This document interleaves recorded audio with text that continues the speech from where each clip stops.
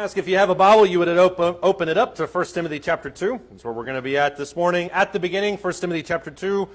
We're going to be looking in verses 9 and 10. So if you want to put your finger exactly on one spot, put it on 1 Timothy chapter 2, verses 9 and 10. So good to be with everybody here this morning. We do have a lot of our members that are back with us. The holidays, or the summer season, kind of starting to go down a little bit. So we've got a lot of our people that have been traveling that are back with us. It is also so good to see you, Mrs. Joyce. I'm going to look this way because there's some people in our way. It's so good to see you. And Sherry and James, love having y'all here too. If you don't know, Miss Joyce is one of the founding members here at Hillside. She moved a couple years ago, quote, to be closer to family. I don't know if that's an excuse, but I think it is a good one if it is. But she is one of the most valued members of Hillside, has been for a long time. I've told this story on several different occasions.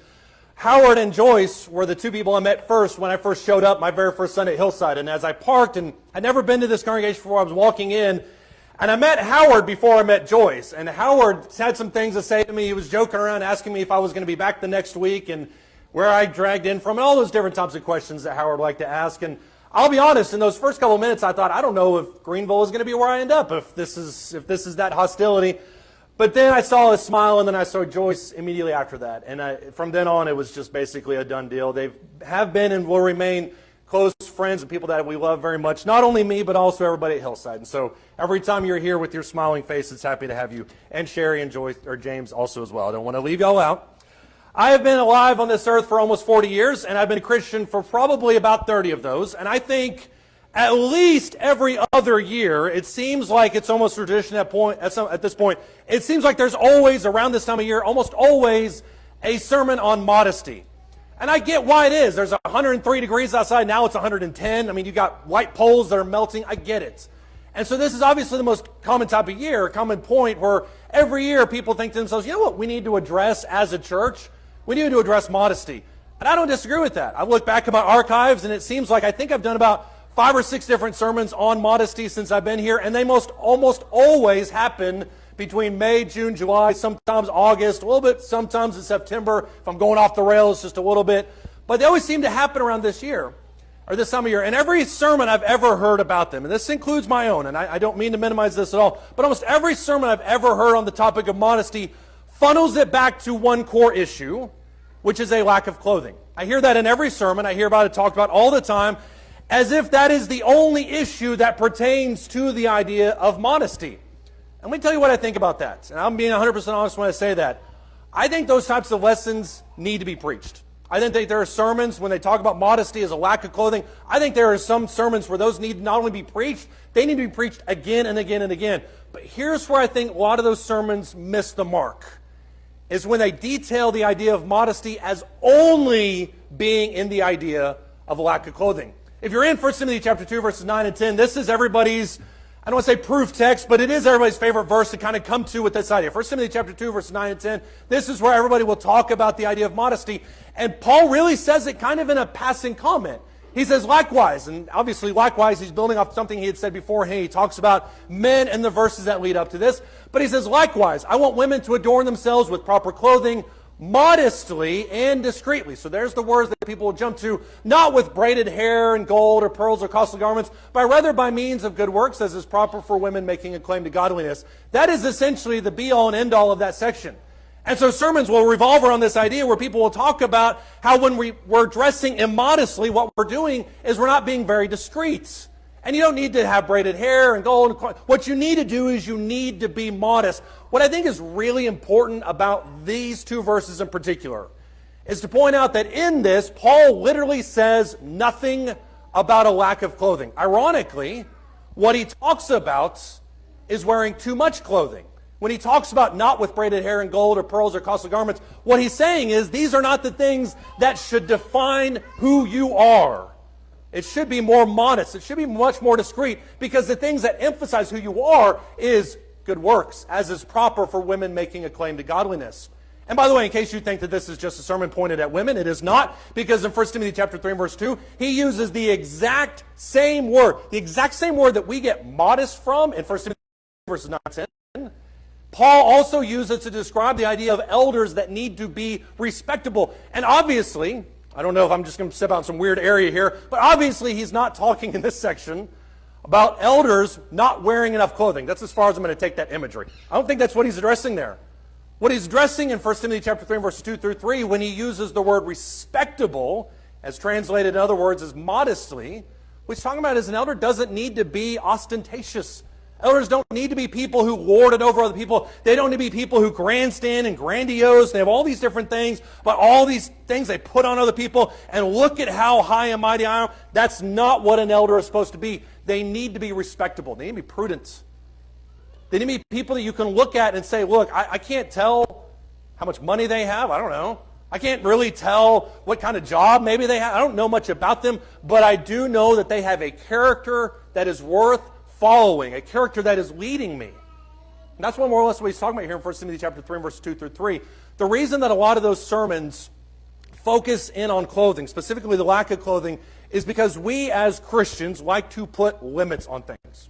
We like to put parameters. And I've heard a lot of those sermons, as I talked about a second ago, I've heard a lot of those sermons that will talk about how modest apparel needs to be knee length and shoulder height. That's modest apparel.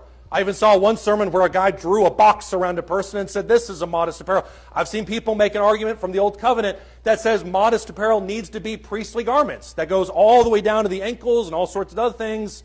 That's what modest apparel actually means. But when you look at these two verses, and you look at what else Paul has to say about the nature of modesty, and the other Bible writers have to say about it, what they ultimately go back to, and this is what I wanted to focus on at least this morning, is that modesty is a symptom of the heart. Let me ask you a question here real quick. What is it that you yourself, and this is a question that is only for you, it is not for anybody else, it is only for you to think about, dwell on, meditate. I want you to wake up on Wednesday morning at 3 a.m. sweating bullets over it. What is it that you are the most proud of in your life? For a lot of people in this morning, it's going to be different. Some people here are going to say, well, I've worked really, really, really hard for my body. I put in hours at the gym. I make sure my nutrition is on stack. I've got it locked in. And I may not have much else in this world, but I have an awesome body because I spend hours chiseling it. Maybe that's the thing that you're proud of. And by the way, none of these things necessarily are wrong in of themselves. I'm just using examples. Somebody else would say, I've worked really hard for my career, my position in life. I've attained a level as management that puts me over not 1,000 but 2,000 people. I've created a business that is now listed on NASDAQ, and I have all these things around me. Other people will say, well, I'm really proud of the fact that I invested in crypto in 2009, and I'm a millionaire because I knew about Bitcoin for the rest of you, and so I'm great, you're not. Maybe that's the mentality we have. Hopefully you don't have that one. Maybe somebody will say, well, I'm really proud of my sports career. If you had seen me, about to go Uncle Rico on you here for a second, if you had seen me in 2007, I'd have won state. That's what I'm really proud of.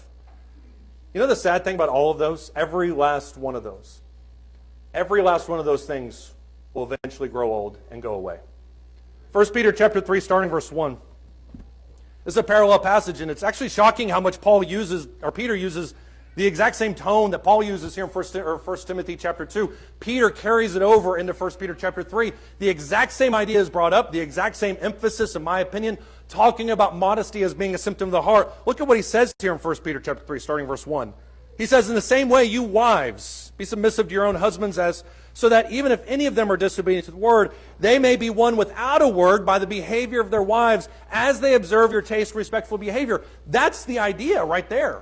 The point of what he's about to say, at least in some form or fashion, has to do with your reputation, your evangelism as it regards to your marriage. Am I influencing them for good? Am I influencing them for bad? That's kind of the guidelines with what he's talking about.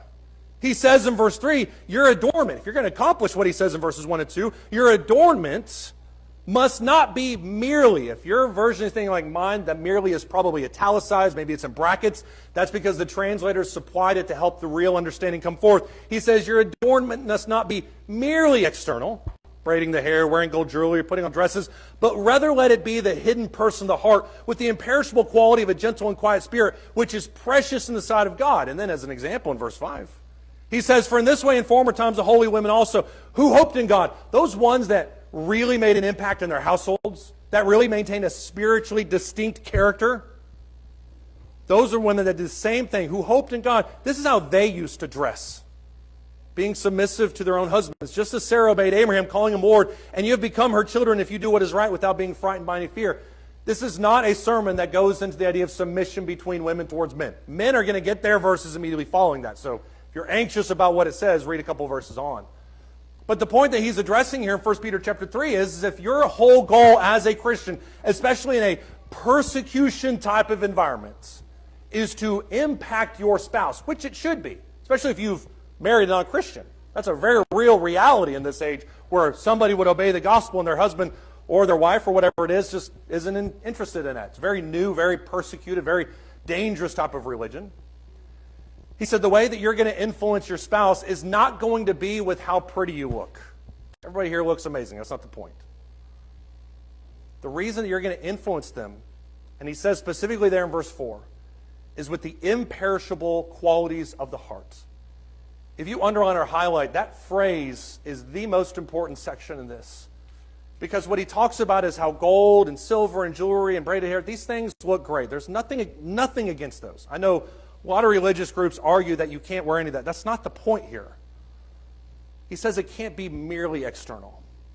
What it needs to be is the inner qualities of the heart. And if you can take that a step further, the argument is those are the things that won't pass away. A lot of us, and this isn't just restricted to women, men, it's everybody. A lot of us waste a lot of time and money and resources and energy and brain power focusing on the perishable. And what Peter wants us to emphasize in this passage is the imperishable. I want you to focus on the hidden person of the heart. Look in Acts, the 12th chapter.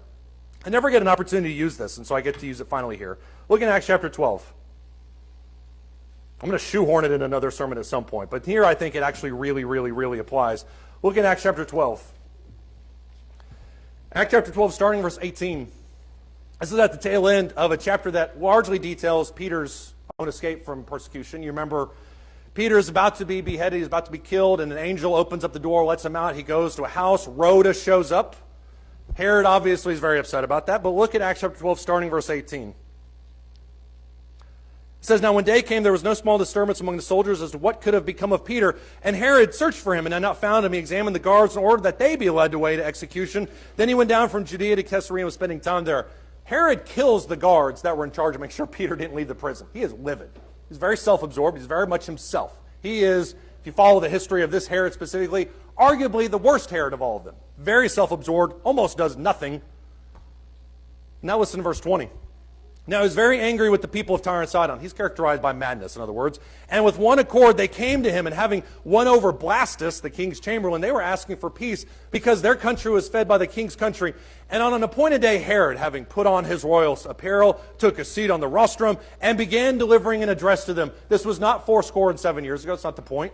It is an address given to people regarding a specific situation that divides the country. Are we going to follow these people? Are we going to help them out? Or are we going to maintain nationalism? That's the address, probably the content of it. "And as he began delivering this address to him," verse 22, "people kept crying out, saying, 'The voice of a God and not of a man.' And immediately an angel of the Lord struck him because he did not give God the glory, and was eaten by worms, and he died." There's a lot to unpack in that sentence. There's a lot to unpack in that story in general, and you can take it a lot of different ways, but I want you to focus on this dichotomy. Herod is 100% self-absorbed, 100% angry, and he delivers a address that has such a response that people either enthusiastically because he's just a great speaker, or because of the content, or because of his position, they tell him that he has the voice of a God and not a man. I don't know what we're watching up there. This is Zeus himself that comes down. And Herod himself decides, instead of deferring it, which is what a lot of godly people do, he decides he's going to engage it. And you can almost see him soaking it up. And I love how this section ends, because as great as verse 23 is by talking about how great of a speaker he is, verse 24 simply says he was eaten by worms and died. Now, there are two different interpretations, and depending on what day of the week, you can get two different opinions from commentators about what he means here. There are some people that will argue that what he's talking about is that while he's speaking, he is literally eaten alive by worms in front of everybody. That's super dramatic. And I think you could take that stance if you want to. Miracles are commonplace in Acts.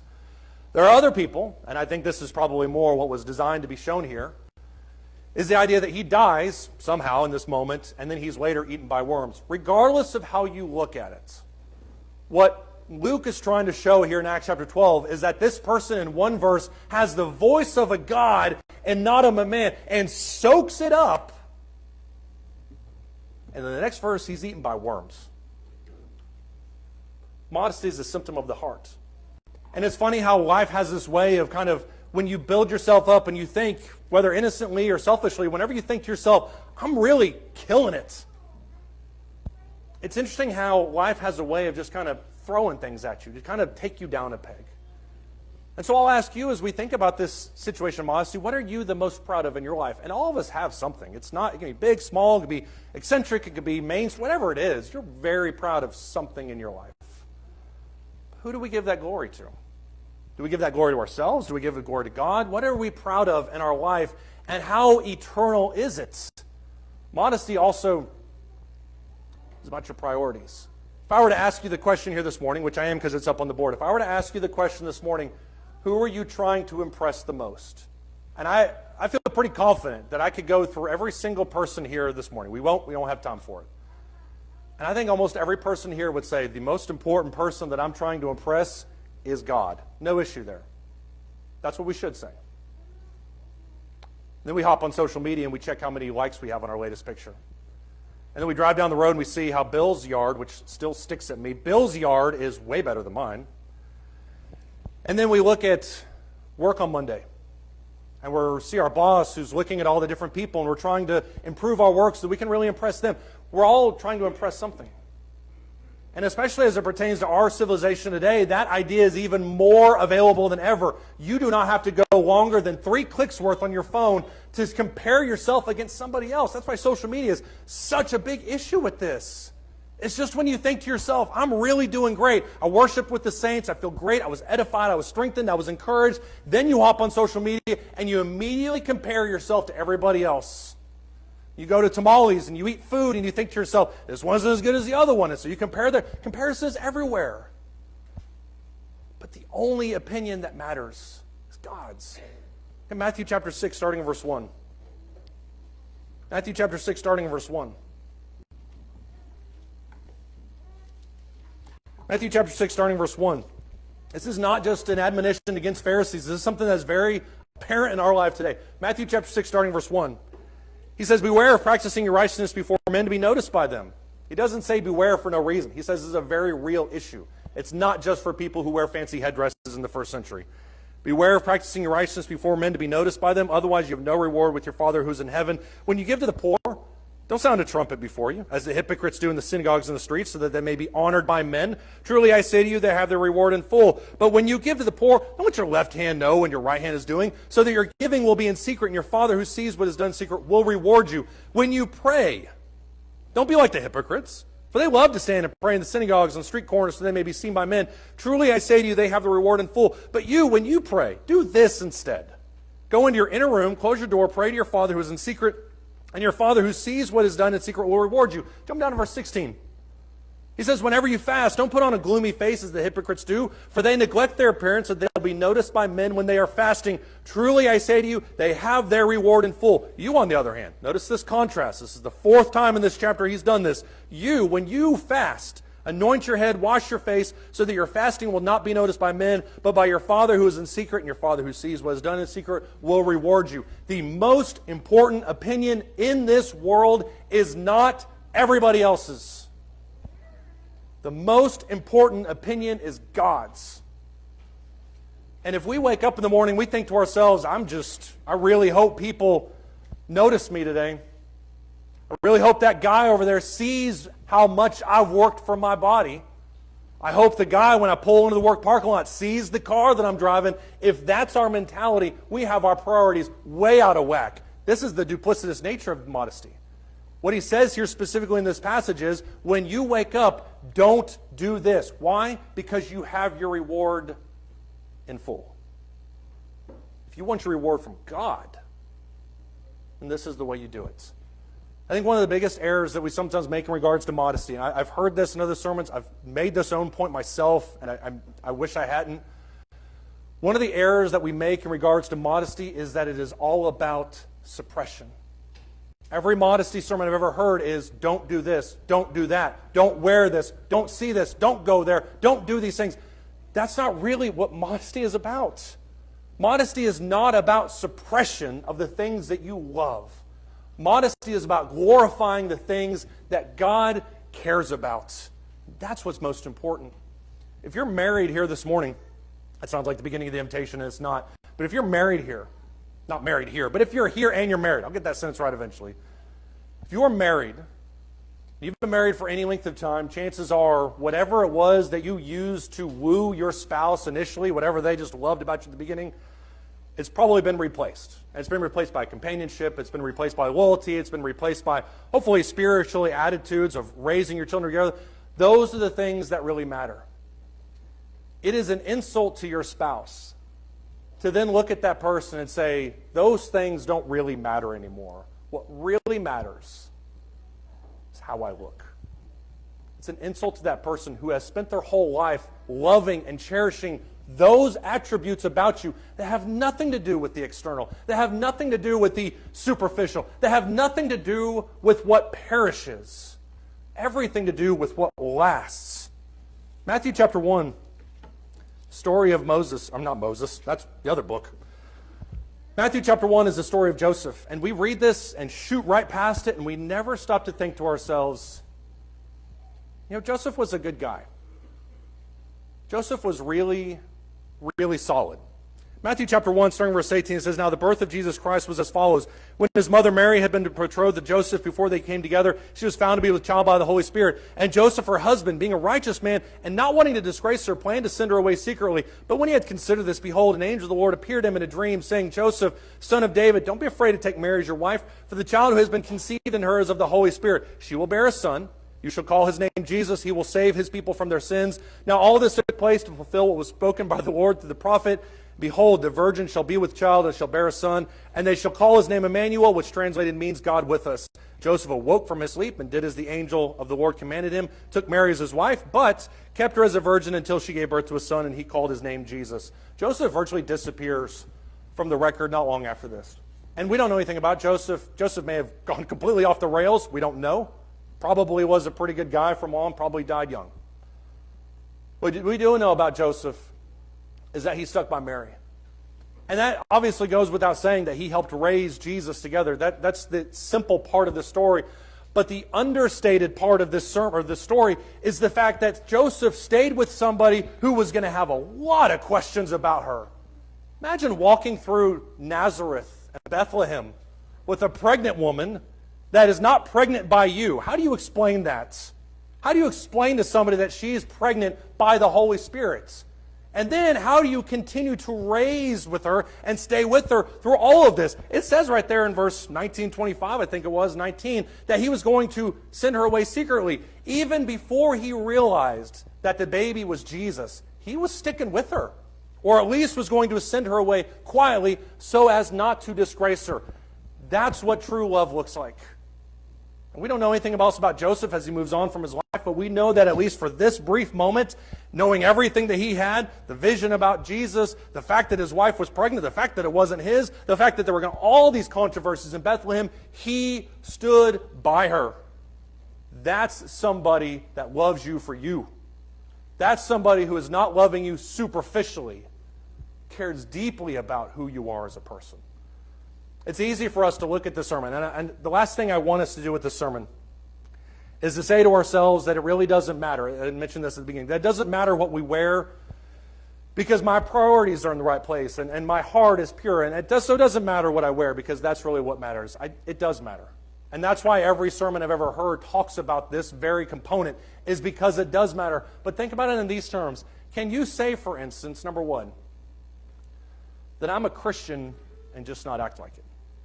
If I argue every day that I'm a Christian and that is who I am, but none of my life reveals a shred of that in everyday life, can I really say that? No.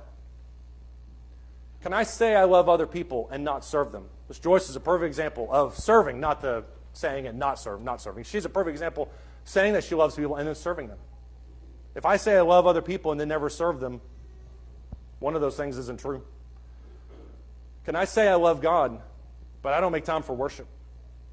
Can I say that accurately? Maybe get across, it may be okay with people around us, but can we actually say that? Can you say my body is holy and then show it off to everybody? There's a reason why Paul uses the idea of the temple in regards to the body in 1 Corinthians. And I think when you go back to that passage, you can look at a lot of the things surrounding the temple and the narrative temple, but the temple itself was designed for exclusivity. It was designed to be limited by who could approach it. It was designed to be limited by how you approached it. And there were always checks and balances. You had to be of this person or this tribe, and you had to be of this age, and you had to offer this sacrifice, and you had to be of this status, and then and only then could you get to the inner side of that temple, into the Holy of Holies where you commune directly with God. The temple was always about exclusivity.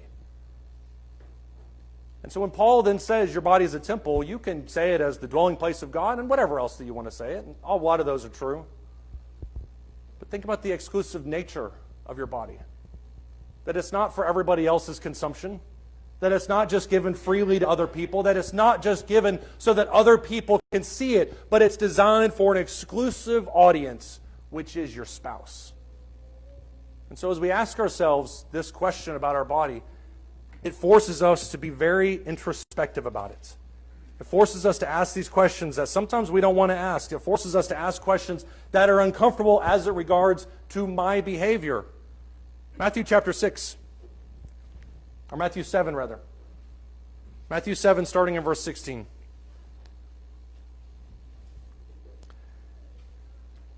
Jesus says in Matthew 7 and verse 16, "You will know them by their fruits. Grapes aren't gathered from thorn bushes, and figs aren't gathered from thistles, are they?" Think about that for a second. Grapes don't come from anywhere else but grape trees. Isn't it a grape tree, grapevine, whatever it is? They come from grape plants. Figs come from fig trees. And if we say we're one thing, but the evidence proves otherwise, we're fooling somebody. Every good tree, verse 17, bears good fruit, but the bad tree bears bad fruit. A good tree cannot produce bad fruit, and a bad tree can't produce good fruit. Every tree that does not bear good fruit is cut down and thrown into the fire. So then you will know them by their fruits.